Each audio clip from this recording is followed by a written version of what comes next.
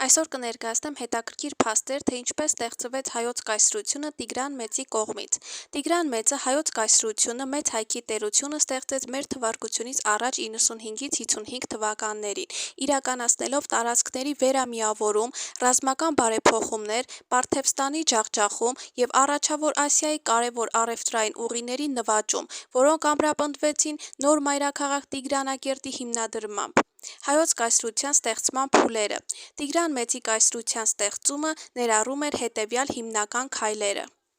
Հայկական տարածքների միավորում, գահ բարձրանալով նա ծոփքի թագավորությունը միացրեց մեծ հայքին, ապա Պարթևստանից եւ Սելևկյան պետությունից ետ վերադարձրեց կորցրած հայկական հողերը։ Պարթևական արշավանքներ եւ արքայից արքա տիտղոս։ Պարթևների դեմ հաղթանակից հետո Տիգրանը ստիպեց նրանց հրաժարվել Միջագետքից եւ հյուսիսային մի շարք տարածքներից, նա իրեն հռչակեց արքայից արքա։ Տարածքային ընդարձակում դեպի մերձավոր արևելք, նվաճելով հյուսիսային Միջագետքը, Ասորիքը, Փյունիկյան եւ Կիլիկիան Տիգրանը դուրս եկավ Միջերկրական ծով։ Այս նվաճումների արդյունքում Հայաստանը վերածվեց առաջավոր Ասիայի հզորագույն գերտերության, որի սահմանները տարածվում էին Կասպից ծովից մինչև Միջերկրական ծով եւ Կովկասյան լեռներից մինչև Միջագետք ու Եգիպտոսի սահմաններ։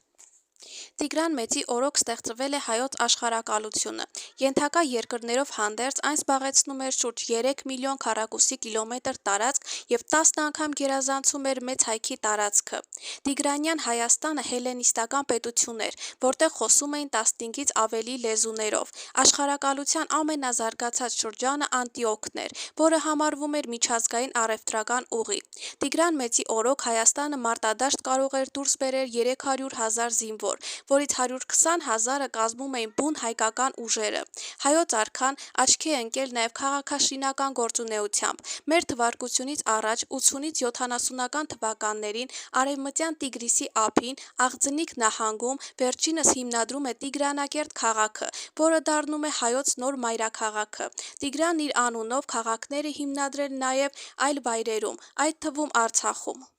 Տիգրան Մեծը բացի իր ռազմական հաջողություններից հայոց պատմության մեջ նշանավորվել է նաև որպես պետականակերտ գործիչ եւ հմուտ դիվանագետ։ Իր աշխարհակալական նվաճումներից հետո նա ձեռնամուխ է լինում ամուր եւ կենտրոնացված պետական համակարգի ստեղծմանը, որը բեկումնային նշանակություն է ունենում մեծ հայքի համար եւ իր կիրառական նշանակությունը պահպանում հարյուրավոր տարիներ։